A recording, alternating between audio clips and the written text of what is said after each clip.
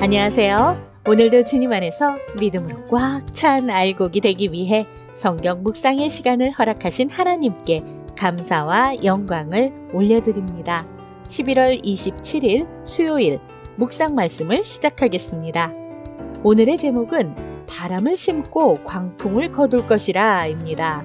하나님은 회개하여 하나님의 길로 돌아오지 않고 끝까지 사람의 길을 고수하는 이스라엘의 심판이 임박하였음을 알리십니다. 오늘 본문 호세아 8장 1절에서 14절까지의 말씀을 함께 듣겠습니다. 나팔을 내 입에 댈지어다. 원수가 독수리처럼 여호와의 집에 덮치리니 이는 그들이 내 언약을 어기며 내 율법을 범함이로다.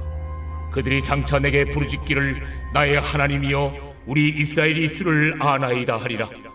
이스라엘이 이미 선을 버렸으니 원수가 그를 따를 것이라.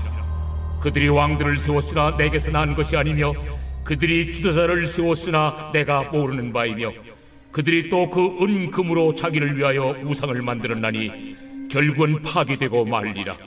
사마리아여 네 송아지는 버려졌느니라. 내 진노가 무리를 향하여 타오르나니 그들이 어느 때에야 무죄하겠느냐. 이것은 이스라엘에서 나고 장인이 만든 것이라.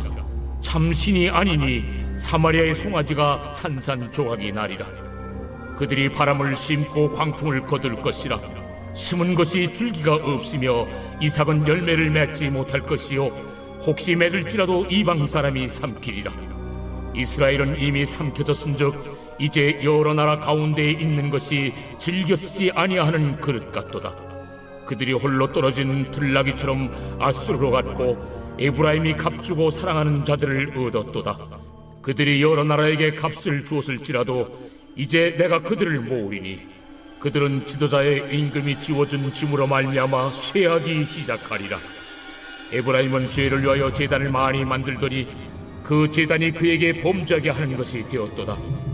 내가 그를 위하여 내 율법을 만가지로 기록하였으나 그들은 이상한 것으로 여기도다. 그들이 내게 고기를 제물로 드리고 먹을지라도 여호와는 그것을 기뻐하지 아니하고 이제 그들의 죄악을 기억하여 그 죄를 벌하리니 그들은 애굽으로 다시 가리라. 이스라엘은 자기를 지으신 이를 잊어버리고 왕들을 세웠으며 유다는 견고한 성읍을 많이 쌓았으나 내가 그 성읍들의 불을 보내어 그 성들을 삼키게 하리라. 오늘 우리에게 주시는 교훈은 무엇일까요? 1절에서 3절 말씀을 보시면 이스라엘은 하나님과의 언약을 어기고 율법을 지키지 않아 멸망당하는 것입니다. 하나님의 언약과 율법은 다름 아닌 마음과 뜻과 정성을 다해 하나님을 사랑하고 이웃을 사랑하는 것입니다. 종교적인 예식을 치르듯 예배만 드리면 되는 것이 아닙니다. 회개는 있으나 진정한 회개가 아니며 교회 안에서는 말씀을 들으나 교회 밖에서는 욕심대로 살아왔습니다.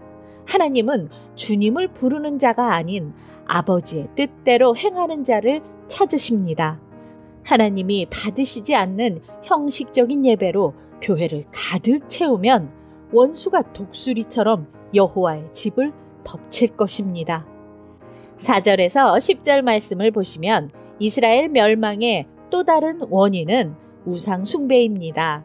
이스라엘이 남과 북으로 갈라지면서 예루살렘이 남유다에 속하게 됩니다. 북이스라엘은 그들을 인도할 그들만의 새로운 신이 필요했고 사마리아에 금송아지를 만들어 섬기게 됩니다. 북이스라엘은 남과 북으로 갈라지면서 쭉 하나님을 제대로 믿지 않았습니다. 그들이 세운 왕도 지도자도 자신들을 하나님이 세웠다고 주장하지만 정작 하나님은 모르는 일입니다. 그들은 그렇게 시작부터 바람을 심었고 광풍을 거두는 헛된 열심에만 빠져 있었습니다. 마땅히 쓰임받아야 할 그릇들이 되어야 하는데 즐겨 쓰지 않는 그릇, 기뻐하지 않는 그릇이 되었습니다. 세상과 구별되어 쓰임받아야 하지만 세상에 삼켜져 그들의 존재가 보이지 않았습니다. 이스라엘은 강대국 아수르에게 조공을 바쳐가며 자신들을 지켜주길 바랬으나 아수르는 이스라엘을 착취하는 자였을 뿐입니다. 그렇게 들나귀처럼 하나님이 아닌 강대국에 의지한 이스라엘은 하나님께 즐겨 쓰이지 않는 그릇으로 전락했습니다. 11절에서 14절 말씀을 보시면 이스라엘은 죄를 위하여 제단을 많이 만들어 많은 제사를 드렸습니다. 그러나 호세아는 이러한 죄를 더하는 행태를 책망합니다. 하나님은 그들에게 더 많은 제사를 하라고 하신 것이 아닙니다. 하나님의 말씀을 따라 진정으로 하나님을 사랑하고 이웃을 사랑하며 말씀대로 삶을 실천하며 살기를 바라셨습니다.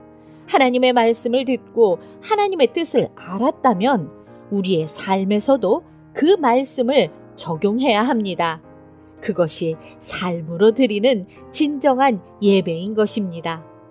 기도하겠습니다. 하나님, 오늘 우리에게 주신 말씀대로 기회로 내려주시는 말씀을 안내표 삼아 인생의 바른 목적을 향해 나아가게 하여 주시옵소서. 예수 그리스도의 이름으로 기도드립니다. 아멘. 하나님은 언약을 위반하고 선을 버린 이스라엘을 향해 심판이 임박하였음을 예고하십니다. 그릇된 신념과 근거 없는 거짓 확신 속에서 자기가 만든 하나님을 자기 마음대로 믿고 자신을 정당화했습니다. 이제 말씀을 저버린 그들을 하나님도 버리실 것입니다.